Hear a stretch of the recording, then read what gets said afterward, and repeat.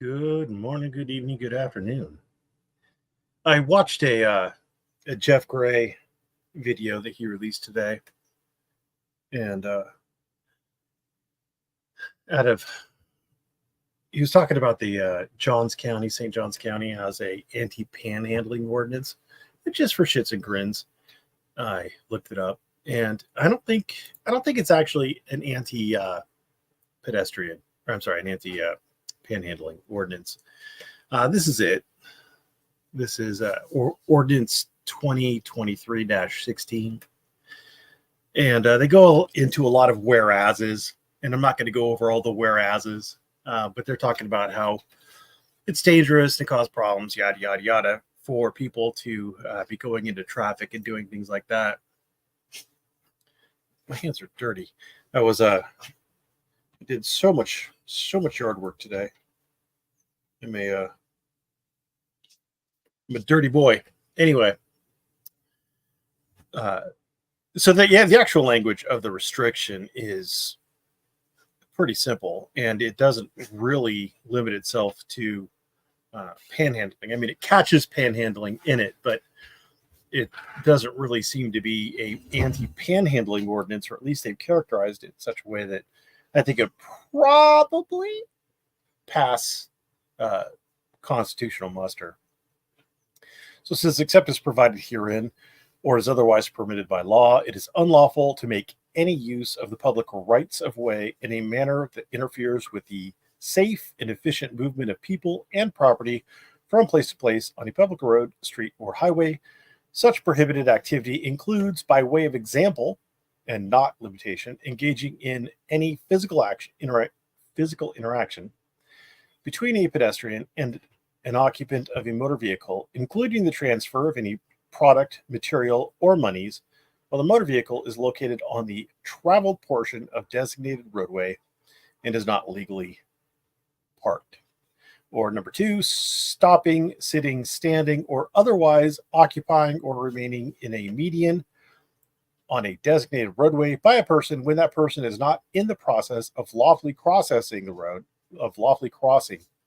road in accordance with applicable traffic and safety laws, regulations, and ordinances. Stopping, sitting, standing, or otherwise occupying or remaining in a median through 2 consecutive opportunities to cross in accordance with applicable traffic and safety laws is prima facie. That just means on its face evidence of a violation of this subsection 2. So that's all it is. It's not necessarily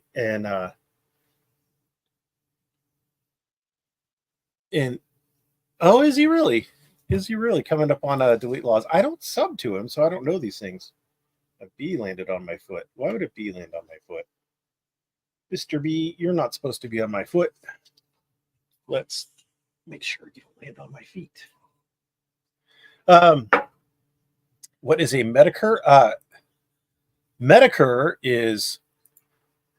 used to go by like the Internet Aristocrat. Let's see. Let's look up delete laws. What's going on with delete laws? If there's an interesting topic, we might stream snipe it. I don't know. Delete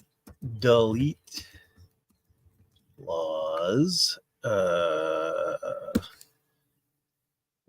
There's delete laws. Those shorts. We're live. Here we go. Live. Attorney reaction. Thousands of oathbreaker judges remain on the bench. ?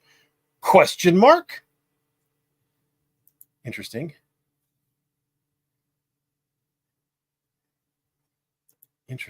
When are you coming up? He's coming up at 4. Yeah, we might stream snipe that a little bit.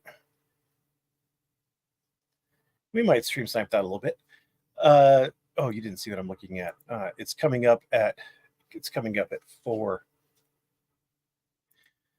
So that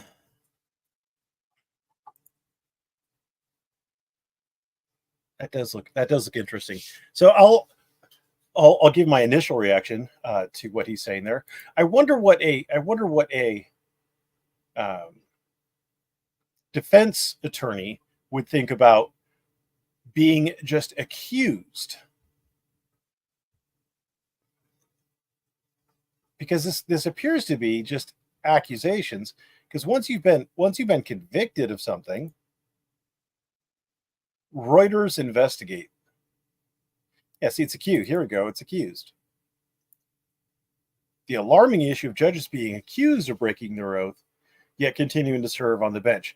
So if you're accused of breaking your oath, I mean, what's the difference between that and like being accused of committing a crime, right? Should you be punished before you're convicted of committing a crime? I don't think you should. I don't think you should at all.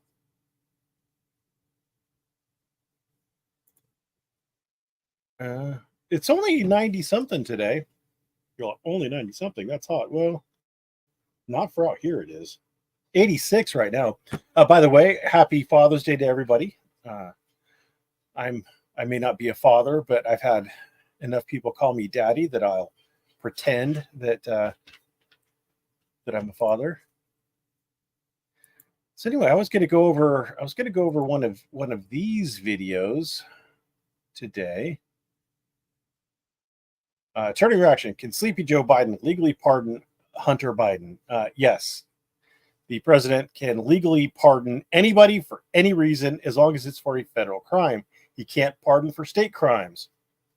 And I believe that that Hunter was accused of a federal crime, and he was convicted of a federal crime. And so yeah, there you go. Stolen fatherhood.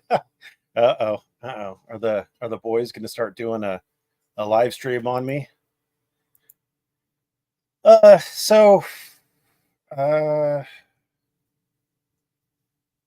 had I known. So I guess I'm just going to stall for about 10 minutes. Let's look at the hot tub judge, shall we?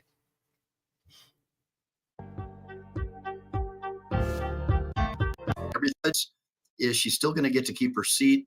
Attorney licensed in Nevada, and everything that I'm going to discuss with you today is about a judge in Nevada who has been determined to be corrupt. But the problem is she's still going to get to keep her seat on the bench, which is kind of weird.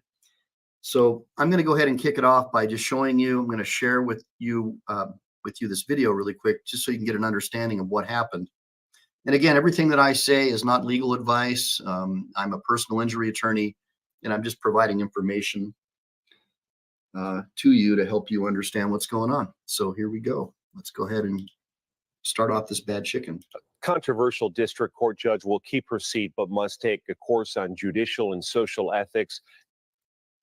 All right, 2 seconds of Google searching brings us to the stipulation and order of consent of public censure. Okay, what happened? What'd she do? What's so bad? She admits she violated Canon 1 of the revised Nevada Code of Judicial Conduct, Rule 1.1, requiring her to comply with the law, including the code, and Rule 1.2, requiring the respondent to act at all times in a manner that promotes public confidence in the independence, integrity, and impartiality of the judiciary, and avoiding impropriety in the appearance of impropriety. Canon 2, Rule 2.1, requiring respondents' duties of judicial office is prescribed by law to take precedence over all of respondents' personal and extrajudicial activities. And Rule 2.4c, requiring respondent not to convey or permit others to convey the impression that any person or organization is in a position to influence a respondent. And Canon 3, Rule 3.1, requiring respondent not to participate in activities that would appear to a reasonable person to undermine the respondent's independence, integrity, or impartiality, or either of these rules in her capacity as a district court judge in and for the 8th Judicial District Court in Clark County, state of Nevada, by knowingly or unknowingly engaging in an act, a combination of acts, or all the following acts which occurred during the circumstances stated below. So while attending a music festival on Sunday, September 19th, 2021, she published an inappropriate statement about her judicial duties on social media. At 10:46 p.m., Judge Ballou posted on Instagram, "Life is still beautiful, despite the fact that Billie Eilish doesn't start for 30 minutes and I have an 8:30 calendar tomorrow." Wow. Holy shit. A fucking judge had the audacity to say that she has an 8:30 a.m. calendar the next day. Fucking crucify this bitch. How dare she? How fucking dare she be like every other American ever who's like, God damn it, I don't want to go to work on Monday morning, especially considering that it's 10:46 p.m. that she was there apparently to see Billie Eilish. That name sounds familiar. What is a Billie Eilish? He is, let's see who Billie Eilish is. Oh, Billie Eilish. Billie is apparently a female. Billie Eilish, Pirate Baird O'Connell.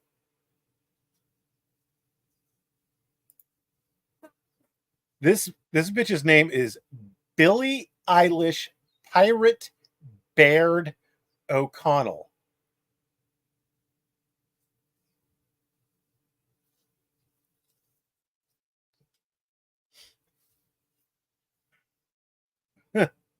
Okay. I learned something new today. All righty. Anyway, so it's 10:30 or 10:46. Billie Eilish isn't coming on for another half hour. We're just going to put her on at 11:15 ish, and I'm going to assume, having been to a few rock concerts, I'm assuming it's rock of some sort. Maybe it's not. Anyway, having been to a few concerts, I'm going to guess that Billie Eilish's set would be around an hour. I'm going to guess. So she's looking at getting out of the concert at around 12:15 a.m. Everybody who's ever been to a concert, I'm assuming that Billie Eilish, since I've heard of that person, is famous. So I'm going to assume that the concert is going to be one of those packed kind of things where it takes you a billion years to get out of the concert because everybody's jamming their way through to get out to their cars. So, you're looking at getting home at a very late hour, and then she's, obviously she's going to have to get up at like 6:30 or something like that, get ready, go to work, blah, blah, blah. So she's looking at forward to not very much sleep. So she's saying that life is beautiful despite having an 8:30 calendar the next day. Now, what's on that 8:30 calendar? I don't know. It could be something relatively minor. It could be something terrible. So in April of 2022, continuing on, so far, I'm really not impressed by how terrible what she did was. She published an inappropriate statement on social media. She posted a photograph on her Facebook page of herself in a hot tub with two public defenders, one male and one female, with the caption, "Robson is surrounded by great tits."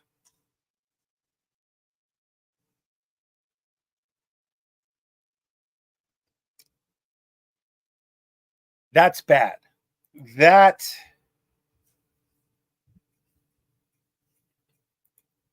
not good. But she notes the following mitigating factors. Despite the Instagram post described in section 1, paragraph 1A above, she did not vacate or continue any hearings in her court. Good.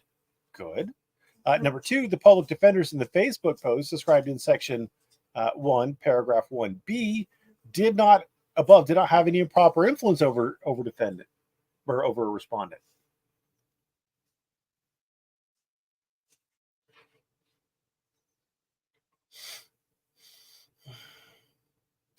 I mean, if she says it,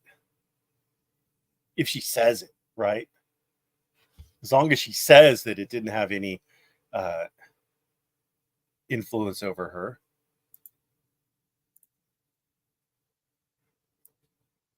Let's see. Let me just check one other thing. Let's see if she's elected.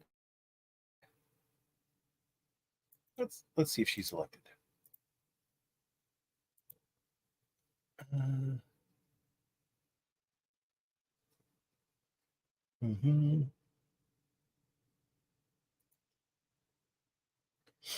Reload.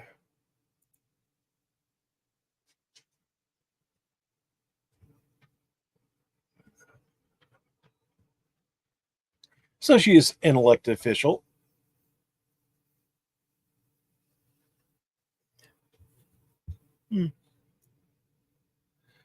Not good though. The whole hot tubbing thing, with two public defenders. I mean, if I was prosecutor, which I am not, and I've never been, if I was prosecutor, I would be a little upset over that. Michelle says they all mingle together. Well, so I've always not liked the whole hometown thing. That I've been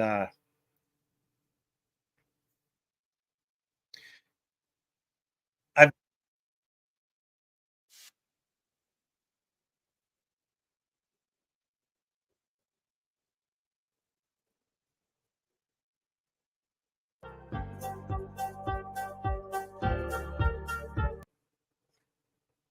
so I've been hometown a few times before, and I don't really much care for it. I don't like it. The DAs all know the judge, the public defenders, or the public defenders all know the judge. They probably all eat lunch together and everything like that. They know each other, they understand each other. You know, it's all a big kind of clique. And if you're not in it, you know, if you're just a private defender, a private defense attorney who is being brought in, especially from out of county where you haven't done any work there yet, it get a little cliquish. You know, I don't like it very much.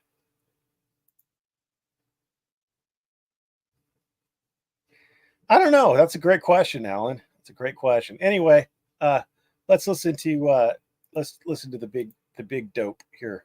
The other day, the hot tub judge, the Cardi B judge, and then we exposed He exposed them, by the way, just so you know. Like he didn't just find a news report and read it off. He exposed them. OnlyFans cop the other day, and we're kind of seeing how people are using official positions of power to get close to little kids, or they're using it to promote their career, get a job at CNN or something.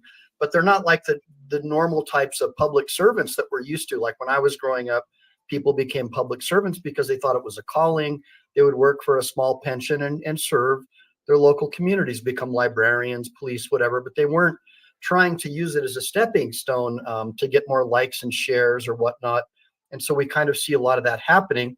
And so I have BZ Watchdog with me. Everybody give a shout out to BZ Watchdog. BZ Watchdog and I, well, primarily it's BZ really. I'm just throwing a few bones to him now and then, but he's out there hustling. So let's go back to this. Let's let them get ahead of us a little bit, I guess. So that goes on. There's two other causes of action.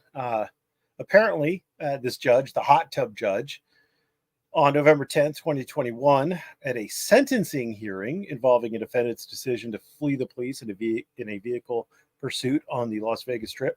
In response to the prosecutor arguing there was no reason for the defendant to run from the police, respondent made the following statements to the prosecutor. And there being no reason to run from the police, clearly you're not a black person in the United States of America, because there are absolute reasons to run from the police. And so just as someone who, you know, has lived in the United States as a black person, that's absolutely an untrue statement that he didn't have any reason to run. So I'm not a big fan of that. I'm not a big fan of that at all. I'm going to guess that as a law school graduate and a longtime public defender, that she has probably never had occasion to run from the police. Let's see something here. Oh, load. Here we go. That's not her. We are looking for.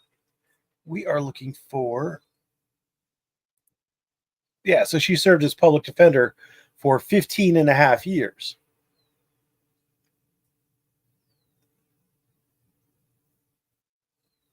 So I'm gonna guess. I'm just gonna go out on a limb here that she's never had to run from the police. I'm just gonna guess that. So like, what? Just because her skin is a darker shade than perhaps mine, all of a sudden She has intimate understanding of why there is reason to run from the police. Like when is the last time the police have chased her? Like, why don't you tell us a story, Your Honor, about when the police chased you last for no reason at all whatsoever? And when did you win your 1983 lawsuit showing that they had chased you for no reason whatsoever? That'd be great. On July 11th, 2022, so this is almost a year later, 6 months later, 8 months later, at a suspended sentence revocation hearing in State versus this person, respondent made the following statements to the defendant. You're a black man in America. You know you don't want to be around where the cops are. And you know you don't want to be nowhere where cops are because I know I don't, and I'm a middle-aged, middle-class black woman. I don't want to be around where cops are because I don't know if I'm going to walk away alive or not. What about all the black cops? Do black cops live in fear on a daily basis that their non-black compatriots are going to just shoot them in the back of the head or something? Like, do people realize that in predominantly black areas, the police force, generally speaking, is predominantly black? Like, I remember Baltimore. There was one guy, I want to say his name was Frankie Gray, something like that, right? He gets arrested, and in the transport on the way to jail, something along those lines, he gets really badly injured, right? And he's arrested by black cops. The chief of police is black. The mayor is black. At the time, the governor, I think, wasn't the governor black of Maryland? Maybe not. I could be wrong on that. But there was a black president, and they were saying that that this was in a predominantly black city. Baltimore is a predominantly black city. They were saying that this was on account of racism. And I was just like, who is the racist person? Like, who did the racisms? Where were the racisms done? And show me the person who did the racisms.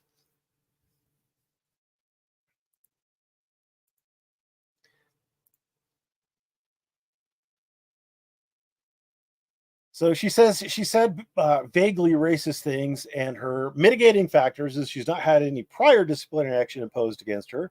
No prosecuting agency has sought her recusal in a criminal matter for bias. Okay. In her opinion,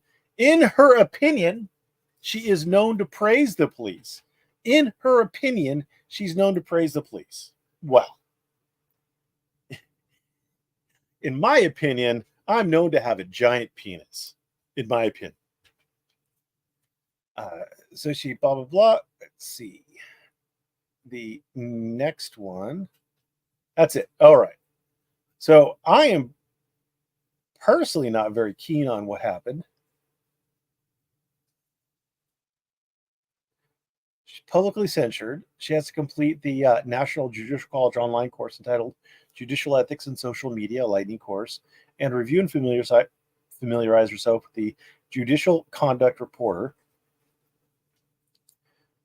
This particular edition entitled Social Media and Judicial Ethics Part 1 in Volume 39, blah, blah, Social Media and Judicial Ethics Part 2. So she got away with the slap on the hand. So she didn't, so nothing that she did, like she did a lot of things that really make it appear that she's biased. She really definitely gives an appearance. I mean, well, these acts give an appearance of bias. Who was the one? All right. So Adam, who's the one from Baltimore?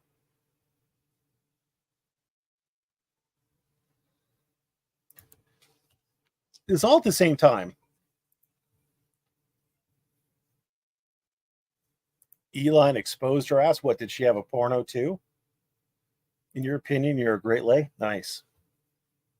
Black cops are invisible. Well, I mean, if it's dark enough and they don't smile, I guess. Was that racist? I hope that wasn't racist. It was Freddie Gray. Who did I say? Freddie Gray was Baltimore. Freddie Gray was in New York or Baltimore. Let's Google it. To the Googles. Freddie Gray.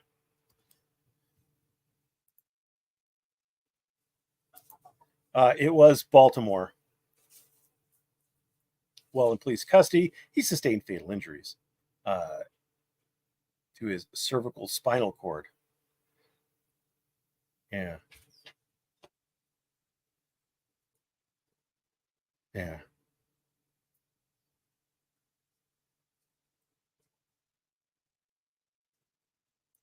Officer Cesar R. Goodson Jr. This guy right here, he's the epitome of racisms. This guy right here. He's obviously a white ethno-nationalist, neo-Nazi, anti-black, terrible. He is this gentleman right here. This Cesar R. Goodson Jr. is obviously Hitler incarnate. Let's look up Garrett E. Miller.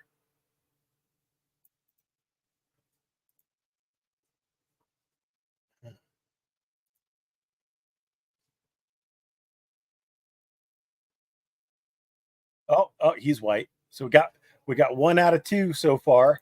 Got 1 out of 2. Officer Edward M. Nero. I wonder if he owns a fiddle. I wonder if Edward Nero owns a fiddle. He appears to be white. All right. So 1 out of 3 is African American or black. I don't know. What is the correct way to state it? Oh, here we have a picture of them. We just have a picture of all of them. All right. So 3 out of the 6. 3 out of 6 were black. Which one is Lieutenant Brian W. Rice? Because he was the senior officer. He was the white guy. Well, he was the white guy. He was this guy right here. But anyway, 3 out of the 6 were black, but apparently it's still more racisms. You ever wonder if a white supremacist just has extra sour cream and tomatoes in them? Get it? You know, because if you get a taco supreme from Taco Bell, it comes with sour cream and tomatoes. You get the joke. All right. Holding. Oh, oof. You're getting a little on the edge there, buddy. All right, so let's go back to this. We got the hard-hitting analysis of Ehline and BZ Watchdog. Doing these public records requests, exposing the post office and local police and how they're skirting federal and state laws to make arrests and raise revenue for local communities, and basically violating the rights of the citizenry. Who exactly did BZ get charged with anything or fired from the police force or anything like that? Who did BZ Watchdog? Where did his hard-hitting investigative journalism actually come into play on anything? And he's really on it. So I have him on today as well, because he's also really funny. He's a great comedian. BZ, say hi to everybody for us, bro. Well, since everybody skipped the greetings and salutations, I'm not a dad, but I'm going to say Happy Father's Day to all you guys out there. Mike doesn't care if you're a dad. That's why he didn't say Happy Father's Day. I'm just kidding. I'm surprised. Our fine fella BZ here isn't wearing his normal costume of being a Marine. Normally he's in here in a Marine costume. So that's interesting. No boonie hat, no green shirt today. It was easy for me. I got to do 2 phone calls in one. It's actually my dad's birthday and Father's Day. So I just knocked out the same call in about 30 seconds, and we're good till next year, or at least until Christmas. That's outstanding. Well, that again, let me also say Happy Father's Day to all you dads who are always out there hustling, busting your butts because you know it's your duty and nothing more and nothing less. You're just doing it because it's what God created you to do. So Happy Father's Day to all the fathers who take their underage daughters to a bar full of bikers and tries to put her on his YouTube live stream and put her on the spot because that's what good fathering is all about. Father's Day to all you guys for just doing what you're supposed to do. I don't really care about Father's Day. To me, every day is Father's Day because without me, my wife and kids will suffer. Hopefully you guys are in a similar situation because that gives you a cause bigger than yourself to struggle for. And so today we're going to talk about Judges Gone Wild. And the Judges Gone Wild sounds like an excellent porno. Like, can you imagine like getting a bunch of like retired judges to shoot a porno, Judges Gone Wild, have them all like wearing little or nothing underneath their robes. Wouldn't that be a money making proposition? There was some. I remember maybe the older I get, the more time blurs together. I'm going to say like maybe 5 years ago, there was a judge who was caught. They kept hearing noises from underneath the bench. They keep hearing the noises from underneath the bench, and it turns out like they ended up catching him. He was using a penis enlargement pump, like during hearings, during trials, and things like that. It was. Hold on a second. Oh, I did a thing. Let's do this. Judge penis enlarge penis pump. Let's just do penis pump during trial.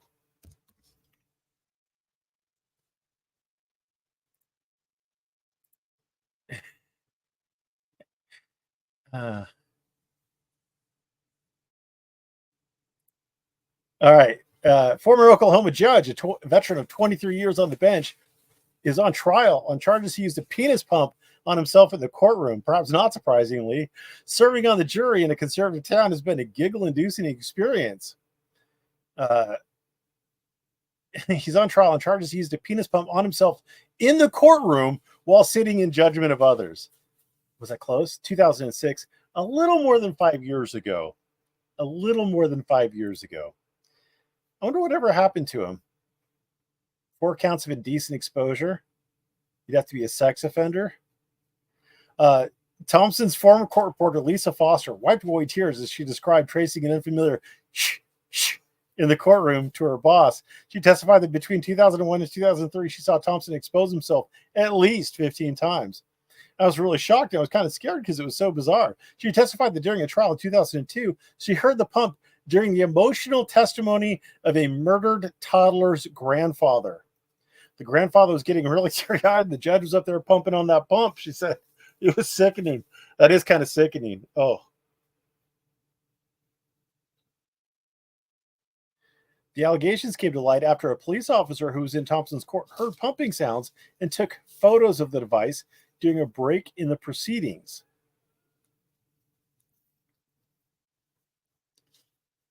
Let's see whatever happened to him.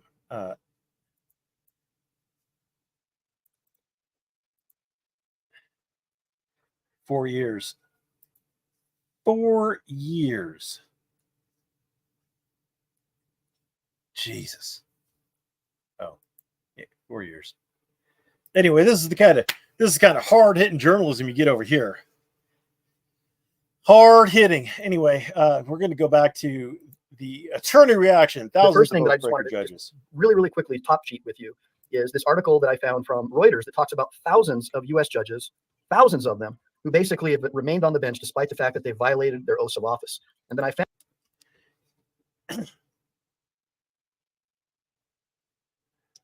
So, like when you look at it, though, just from a kind of a high level sort of thought process, it is so easy for a judge to violate their oath of office if their oath of office is something as simple as you have to avoid even the appearance of impropriety, right? Even the appearance of it. So what happens if you are friends with the public defender, right? All of a sudden what, either you have to break off that friendship or else there's the appearance of impropriety, right? So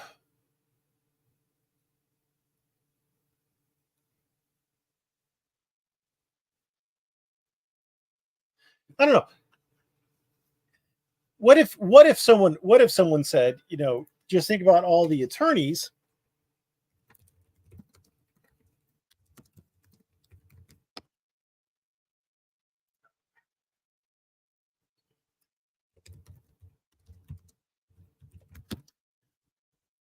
What if somebody said, think about all the attorneys who are still allowed to practice law despite having been found to be non-compliant with their trust account, right?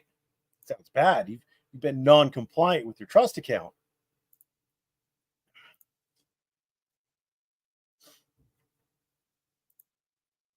Why are we talking about my boner?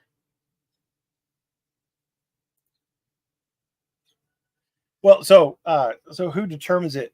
So there's normally the state bar, or there might be a specific subdivision of the state bar, or the Supreme Court of the state, generally speaking, is going to control attorney discipline and judicial discipline in that state to at least some extent.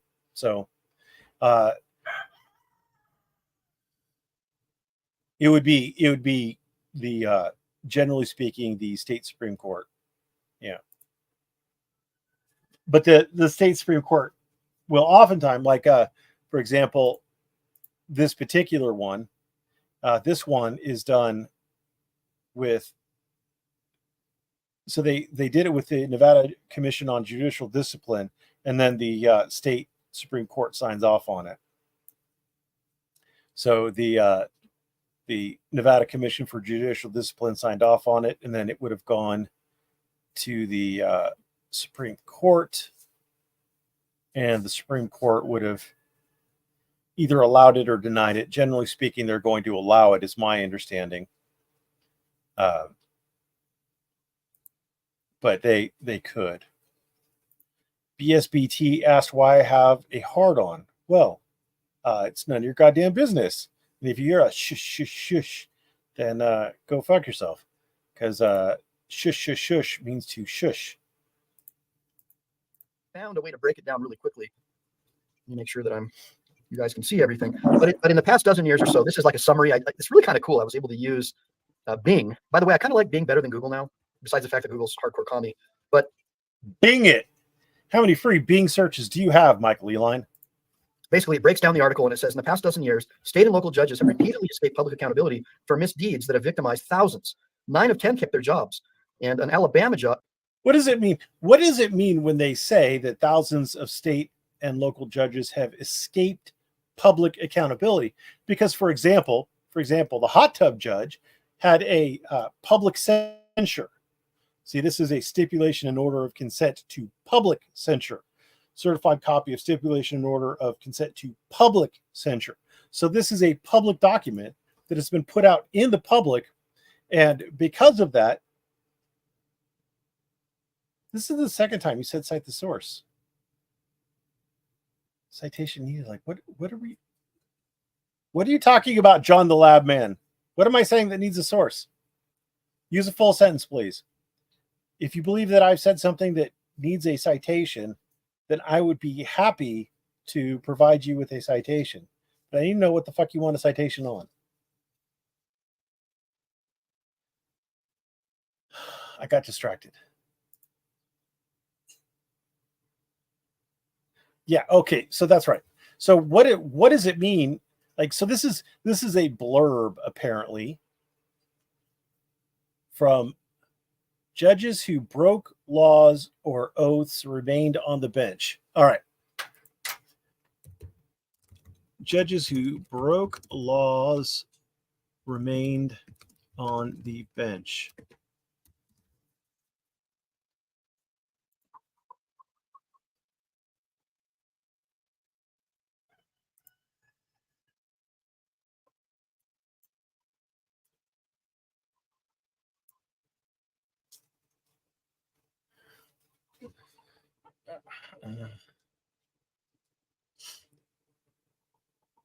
So what is this? What is this? Part 1 objections overruled.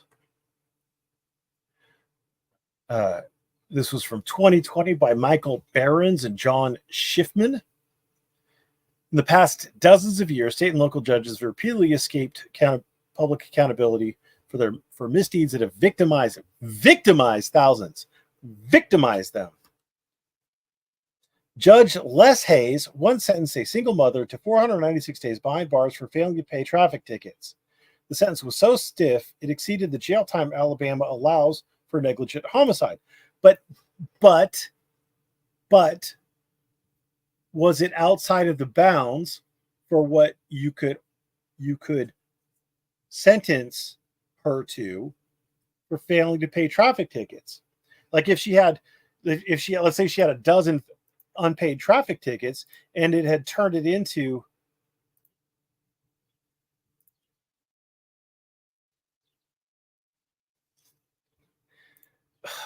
You know what? So I'm gonna answer. I'm gonna say this to you, and then once again, I'm gonna ban you from my channel.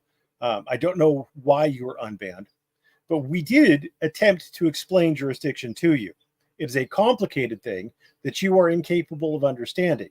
I have learned from that. I have learned that you're incapable of understanding the nuances of jurisdiction, and yet you come in here as if I like you and or I owe you something and or I want to hear from you. I guarantee you I don't like you. I don't want to hear from you, and I don't owe you anything. So thank you for coming. Go ahead and never come back. All right. Back to this. So the question isn't whether or not it exceeds what you can sentence for negligent homicide. The question is, was it appropriate for her? How many unpaid traffic tickets did she have? Did those traffic tickets turn into misdemeanors? Did those misdemeanors, after a certain point, did enough unpaid traffic tickets, did that turn into, under state law, some sort of a felony arrangement? Was it a cumulative thing where you're under state law required to sentence like 30 days or something like that per unpaid traffic ticket that is in excess of X number of months old or what have you, and then just the accumulation of them ended up being that? But let's look it up. Let's look up Judge Les Hayes.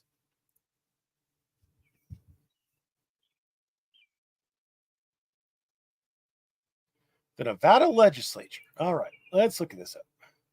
He was a municipal judge. Oh, no, this is just another thing. All right.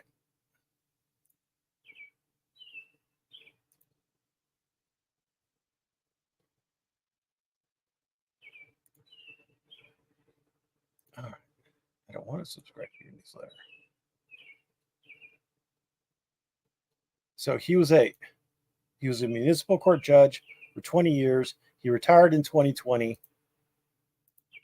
So what did he do that was wrong? Yeah, it sounds shocking, right? It sounds shocking. Sentence a single mother. I'm sure that her being a single mother didn't influence a decision at all. It wasn't her being a single mother that got her the sentence. It was probably something to do with the traffic tickets. So it's a very shocking statement, but it's misleading. It's misleading on its face. Marquita Johnson, who was locked up in April 2012, says the impact of her time in jail endures today. Okay. Johnson's 3 children were cast into foster care while she was incarcerated. Okay. One daughter was molested. Well, I don't think that has anything to do with what the judge did. Like, yeah, maybe bad things happened, Marquita, but maybe you should have paid your fucking traffic tickets. Another was physically abused. Well, that's terrible. And the people who did the molestation and the physical abuse should also be incarcerated and or wood chippered. Judge Hayes took away my life. It didn't care how my children suffered, says Johnson, now 36. My girls will never be the same. Well, isn't it kind of weird? Isn't it always weird how judges who are, I mean, like, again, oh, yeah, you didn't see any of that. You didn't see any of that. We're back to this.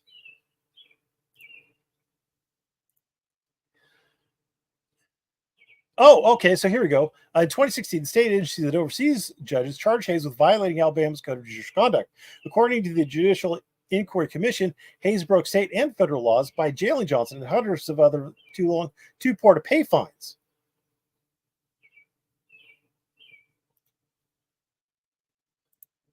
Okay, so he broke a law.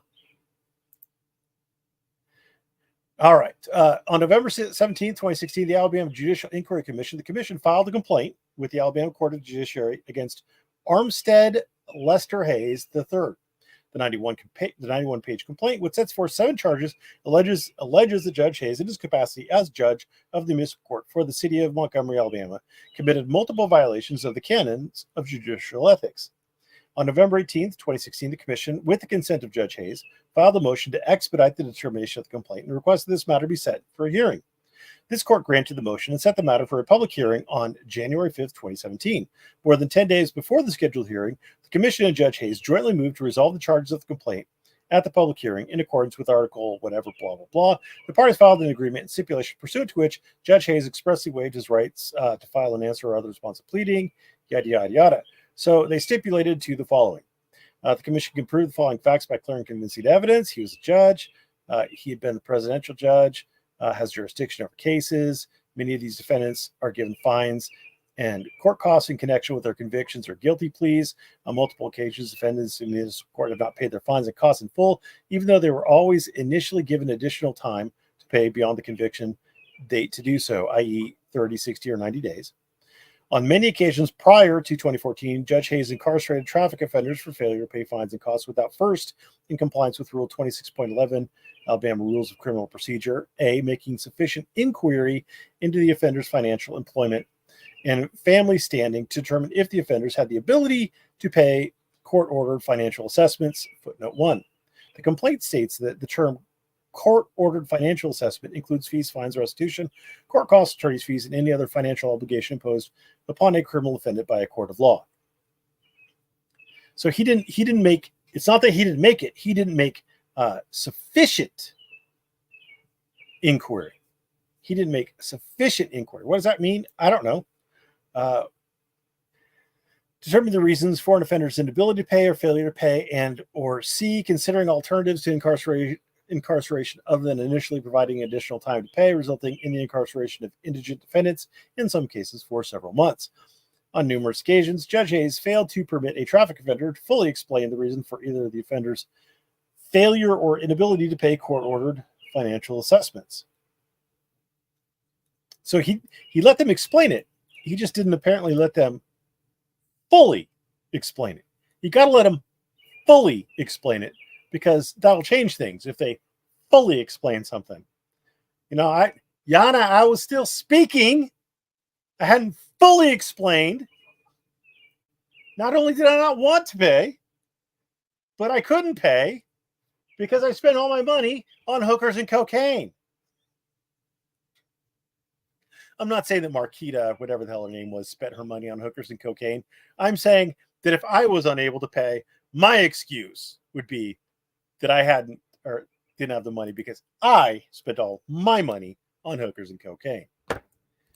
I'm sure that Marquita spent her money on, I don't know, high-class hookers and cocaine. I don't know. The judges of the municipal court had before them, when a defendant was presented to them in situations that are made the basis of the complaint, the following information contained on a, quote, warrant list, end quote, which listed the outstanding traffic tickets and misdemeanor cases with the case number and the nature of any outstanding warrants connected therewith, from which the following information could be gleaned: the general age of the tickets and cases, the number of tickets and cases, whether tickets and cases were given for the same offenses on multiple occasions, whether failure to appear warrants had been issued in connection with those tickets and cases, and the amount still due on the tickets and cases listed on the warrant list, which would be a general indicator of prior offenses to pay.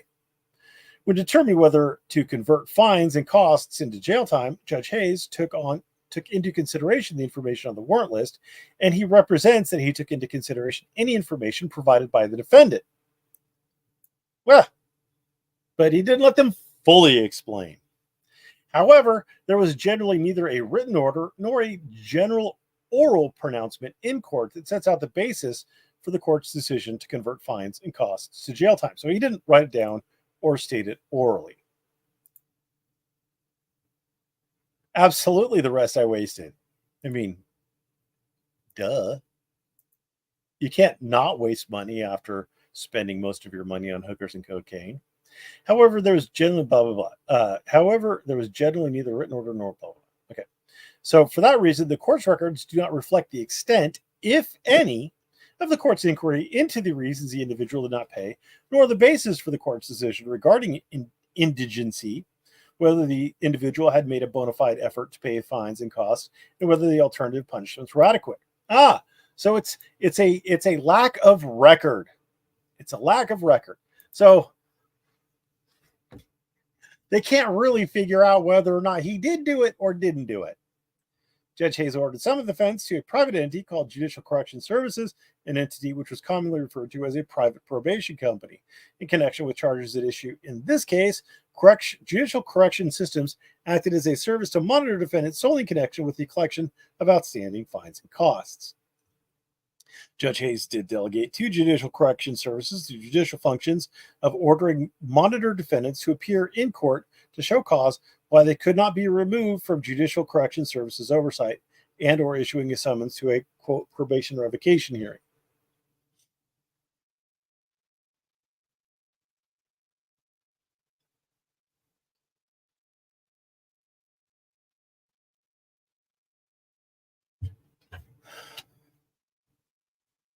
In connection with his use of Judicial Correction Services, Judge Hayes placed some municipal court defendants who appeared before him on what was nominally referred to in the court's order as, quote, probation, end quote, even though they had not received a suspended sentence or any jail time, but had been given only fines and court costs under Alabama law as applied to municipal courts.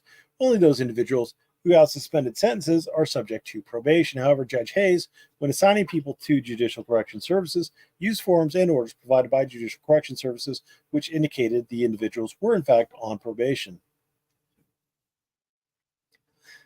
In converting fines and costs to jail time and incarcerating traffic and misdemeanor defendants, Judge Hayes and other judges of the municipal court failed to enter a signed order indicating the nature of the court's ruling. So it's not just him, it was the other judges too. The nature of the court's ruling, the number of days the individual was suspended jail and or amount owed, which was to be converted to days in jail. There was a practice in place for a clerk to enter the aforementioned information on what was referred to as a, quote, jail transcript, end quote. The document was presented to the jail upon receiving an inmate from the court, even after the court converted to its current electronic system in 2012, and a system was implemented allowing for an electronic signature on the case action summary. The case action summary on numerous occasions failed to show the identity of the judge or an electronic signature on the order. Judge Hayes' practice and that of other judges in the municipal court generally in cases involving commuting, i.e. converting of fines and costs to jail time, was to give oral instructions to the clerks and in some instances written notations to the effect that individuals' fines and costs or certain portions thereof for certain cases were to be converted to days in jail at a set rate per day. Neither Judge Hayes nor other judges created a written and signed instrument containing the formal indicia of a court order, although the clerks created a document known as a jail transcript, which was forwarded to the jail. Yada, yada, yada. So he got suspended without pay for 11 months.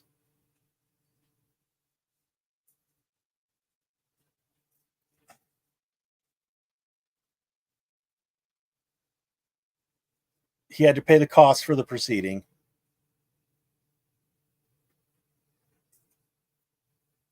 I mean, so call me dumb and wrong. Like, I get it. He didn't dot his I's and cross his T's, but it looks like it was mostly an omission of he didn't create a record. He didn't create a record, and because he didn't create a record, then all of a sudden, people could make allegations, etc. Shouldn't you be? Aren't you on another stream, BZ? Like, shouldn't you be over there? I'm not really covering what you guys are talking about, by the way. I'm just using it as a jumping off point for what I find to be interesting, which is really not so much you guys. Anyway, it really doesn't seem like he did anything that bad, and he certainly wasn't. Charged with anything related to the gal who got 496 days, and apparently, if he had done a further inquiry, if he had let her fully explain herself and then given her the jail time, as long as he had created a record and he signed off on it instead of having his clerk signed off on it, then it would be okay. Like, it'd be all hunky dory, peachy keen. So, but he also got punished 11 months, suspended with no pay. That seems, and a $4,000 fine. That seems to be pretty big.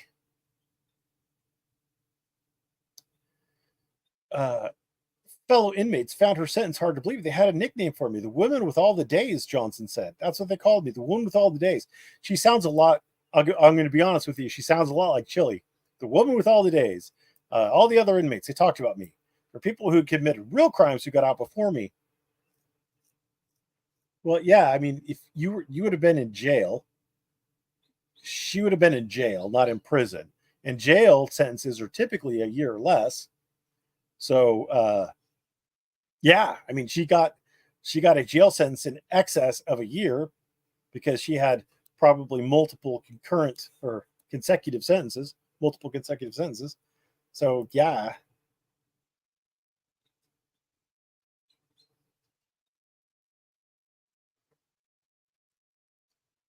What are we fucking talking about? Oh, I'm sure he is. That's it. So people are always like, oh, cops have this thin blue line, and they do, right? But when it gets to a certain point, cops no longer have the thin blue line, and then the same people who say that cops always stick up for their own, always stick up for their own, and cops never get in trouble by other cops, and cops never intercede in what other cops are doing. At a certain point, almost every single one of them will put up a video showing how a cop has been arrested and charged with some crime. And I guess that shows that, I mean, there's probably some favoritism. You can't help it. You don't want to throw your friends in jail, right? You don't want to arrest your friends. So there's going to be some, but at a certain point, and so far, like they show this particular one where judges, they say that judges have escaped public accountability for misdeeds, right? But Judge Les Hayes, 11 months with no pay, he was suspended.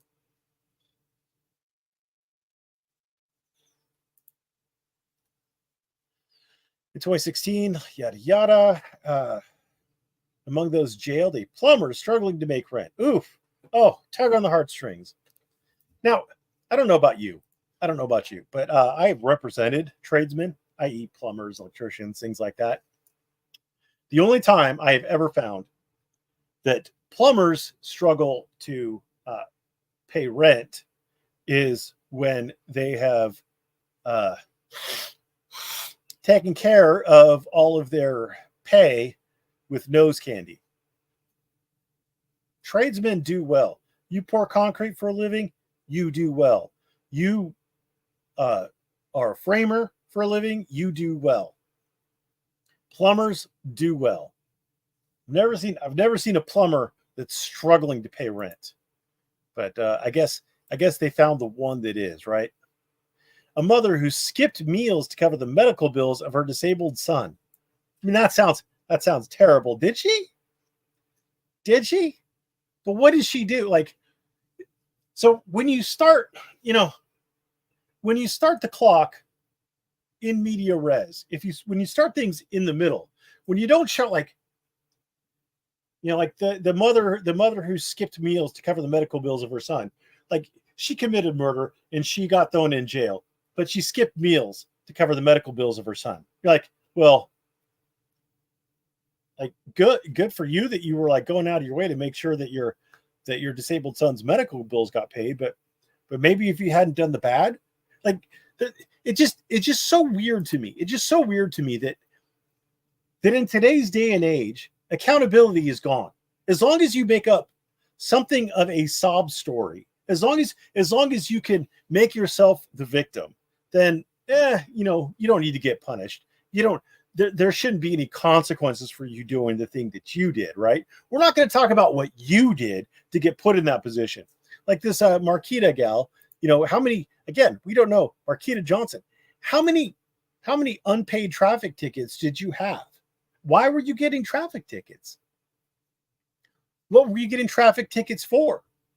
Oh, her 3 children were cast into foster care while she was incarcerated. Like, what if all these traffic tickets were for failing to have her children in car seats or in seatbelts if they were of a sufficient size and age for that?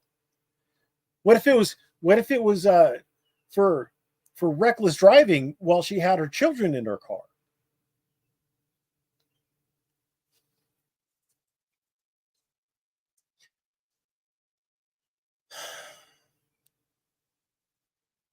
I don't know, man. It just seems like you could always phrase it in such a way that you're the victim. That I'm struggling to pay bills right now.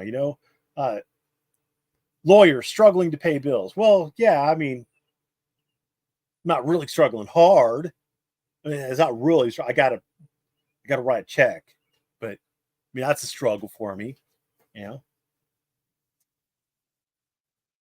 don't. It's just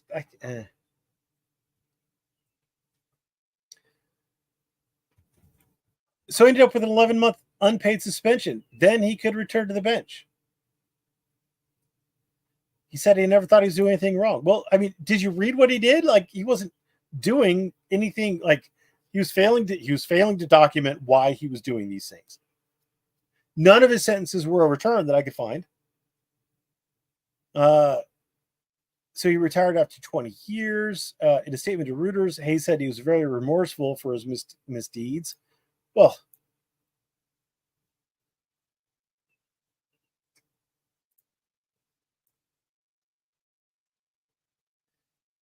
so until he was disciplined, he said, I never thought I was doing something wrong.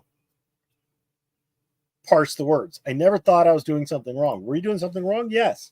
Could he have been remorseful? Yes. Are those two sentences contradictory? No, they're not contradictory. But they're laid out like they are. It's trying to give the impression that they are. I never thought I was doing something wrong, he said in an interview with Reuters before he was disciplined, but I am very remorseful for anything that I have done wrong. He should have been fired years ago. All right.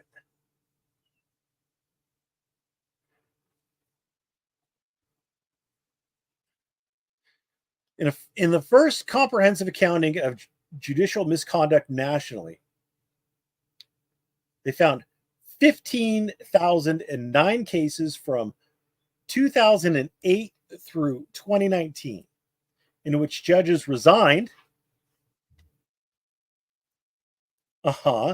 retired, or were publicly disciplined following accusations of misconduct. What was the premise of this article again? They remained on the bench. Thousands of U.S. judges, so they found 1,509 judges, and those judges resigned, so they're not on the bench, retired, so they're not on the bench, or were publicly disciplined. Okay, so they were publicly disciplined. But what about the ones who resigned or retired? In addition, reporters identified another 3,600 cases in which states disciplined wayward judges but kept hidden from public key details of their offenses, including the identities of the judges themselves. And I'm sure you've laid them out, right? I'm sure you've laid them out. You've let us see them. You've shown it to us, right? But here's what's telling. They led with the guy whose big crime was he didn't fucking document why he was doing what he was doing.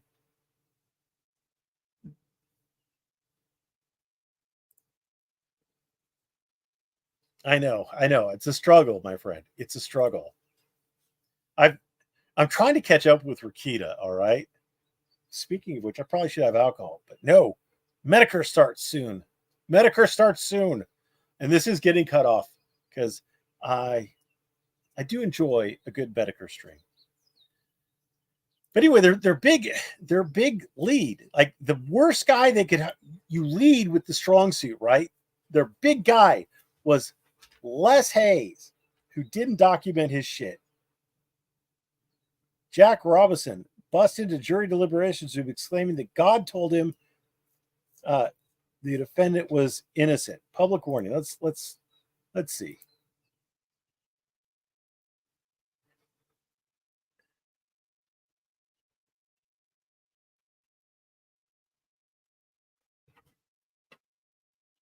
He presided over the trial of Texas versus Perez.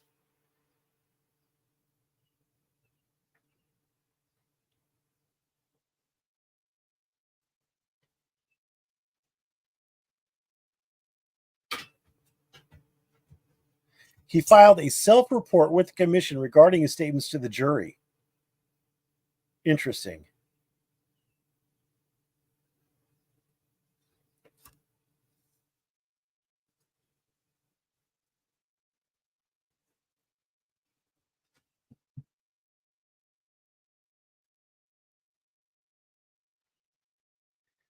Judge Robinson indicated that immediately after his interaction with the jury, he realized his conduct was improper and informed the prosecution and defense attorney of his actions.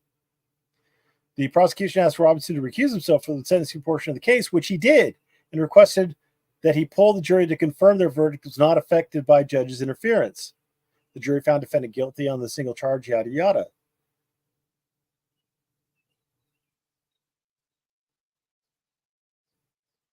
I mean, the judge went out of his way to be like, shit, I fucked up.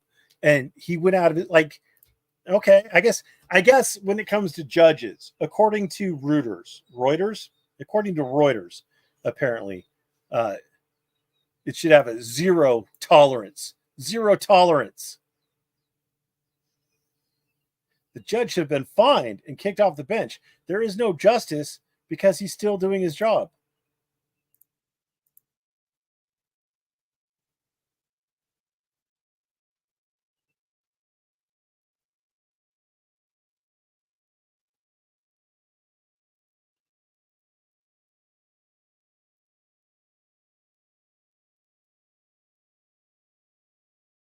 So they got a public warning. But look what he did otherwise. Like, I don't know, man. I don't know.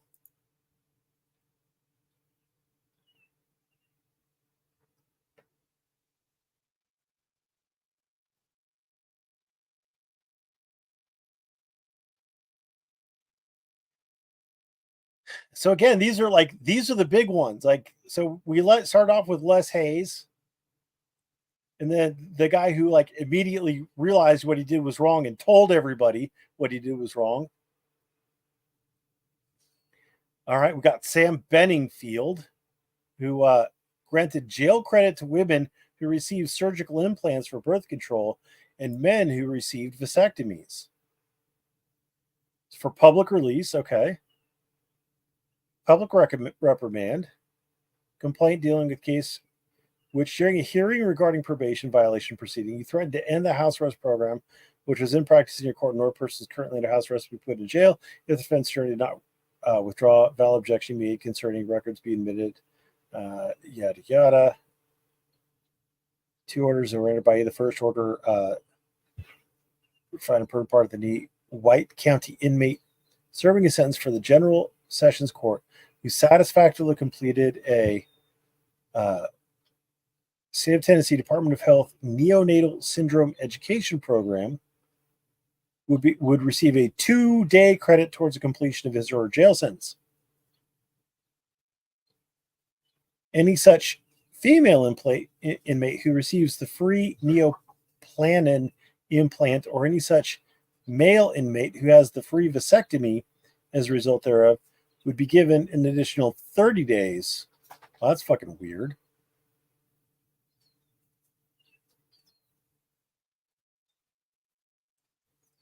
Exhibit 1. Here's a standing order.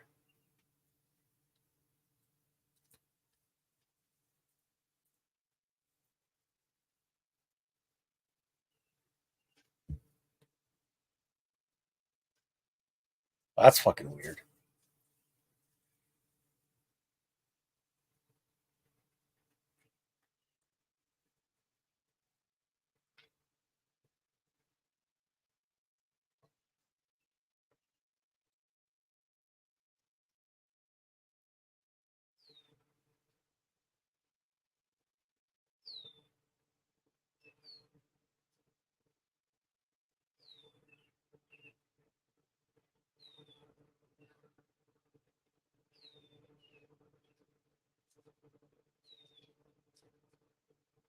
Why the fuck did he do that?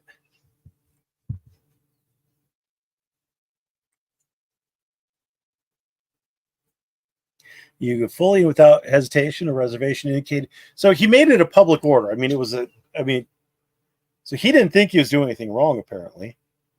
And it's not like he was having sex with these people or something. So he must have thought he was doing something right. He recognized his error in making the states terminate the house. Right?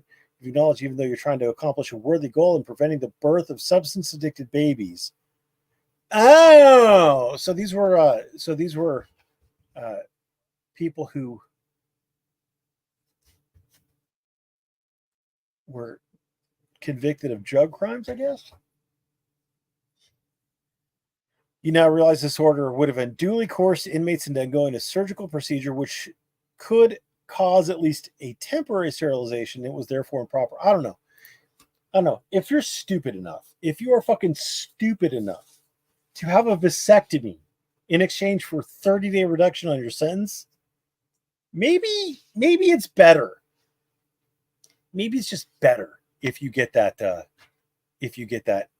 vasectomy. I'm just saying, like, if you're that stupid, is the world really going to miss your contribution to the gene pool?